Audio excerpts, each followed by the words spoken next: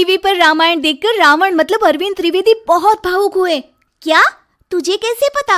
Hello app से। देख, ये है हेलो ऐप। जैसे ही आप हेलो ऐप डाउनलोड करते हो, ऊपर सर्च बार में हेलो ट्रेंड्स मिलेगा, जिसमें सभी ट्रेंडिंग न्यूज, वीडियोस, आर्टिकल्स मिलेंगे। उससे आप डे टू डे इन्फॉर्मेशन से अपडेट रख सकते हैं।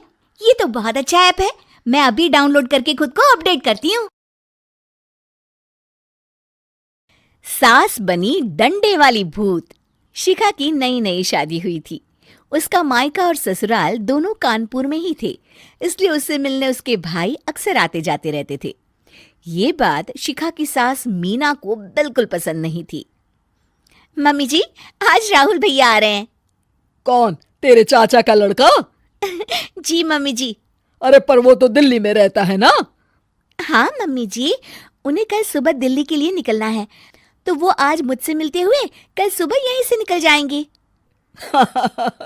हमने तो धर्मशाला खोल रखी है ना।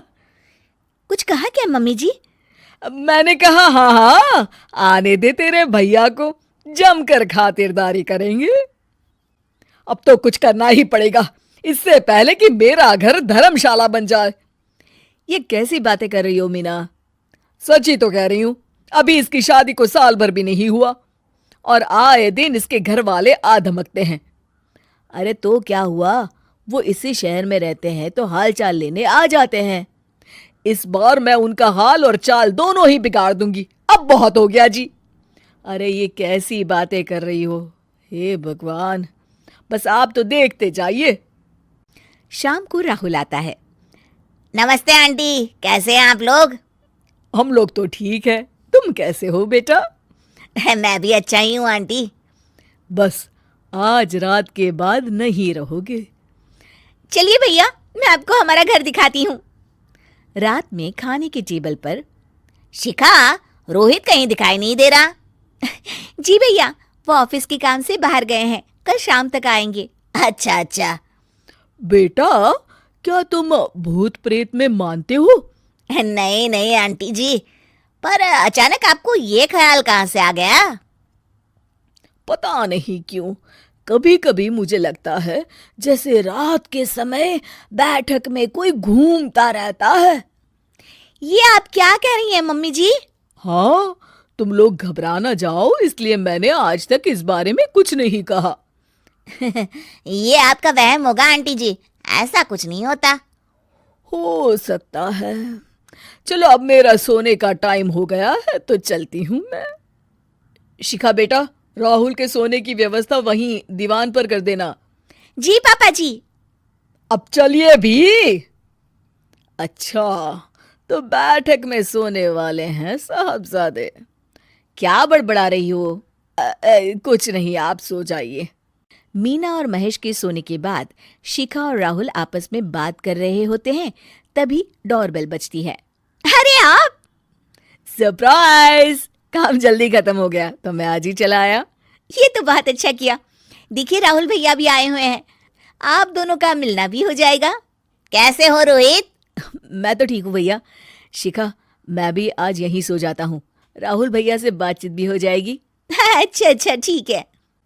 मीना आधी रात को उठती है, कंबल मुंह से पैर तक ओढ़ के डंडा लेके बैठक में आती है और देखती है दीवान पर चादर ओढ़े कोई लेटा हुआ है।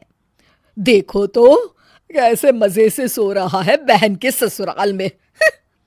मीना ताबड़तोड़ 4-5 डंडे मार देती है। अरे मर गया, अरे बचाओ बचाओ, कौन है? मीना जल्दी से अपने कमरे में भाग जाती है। हे भगवान, ये मैंने क्या किया? ये रोहित कहाँ से आ गया? लगता है ये नालायक राहुल मेहमानों वाले कमरे में सो गया होगा। आज तो इसकी खैर नहीं।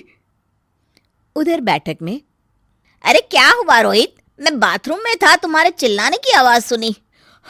पता है भैया, मैं सो रहा था, अचानक से कोई आकर मुझे डंडे मारने लगा। ये क्या कह रहे हो? लगता है तुम भी आंटी की तरह भूत प्रेत में मानते हो। नहीं नहीं भैया, सच में कोई आया था। मैं तो जा रहा हूँ मेहमानों वाले कमरे में सोने के लिए। इस समय अपने रूम में जाऊंगा तो शिखा की नींद खराब हो जाएगी।